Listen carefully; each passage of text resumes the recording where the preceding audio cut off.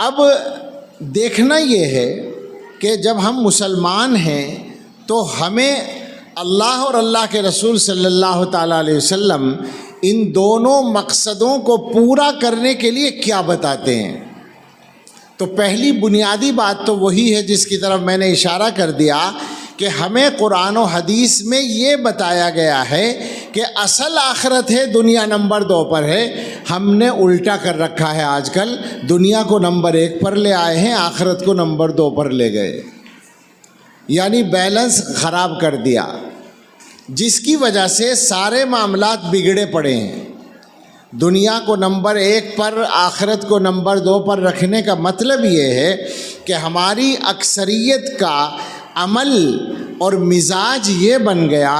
کہ آخرت کے نفع نقصان کو دیکھے بغیر وہ دنیا کا نفع حاصل کرنے کی کوشش کرتی ہے۔ ایک آدمی کو پیسہ کمانے کا موقع ہے اور وہ پیسہ کمانے کا راستہ شریعت کے اعتبار سے درست نہیں ہے، مگر وہ آسانی کے ساتھ اس میں ہاتھ ڈال دیتا ہے، چونکہ دنیا کا فائدہ ہے، آخرت کے نقصان کی وہ فکر نہیں کرتا۔ یہ زندگی کے اکثر معاملات میں چل رہا ہے۔ تو پہلی گڑبڑ ہم سے یہ ہو رہی ہے کہ ہم نے بیلنس الٹا کر دیا ہے، معاملہ خراب کر دیا ہے، دنیا کو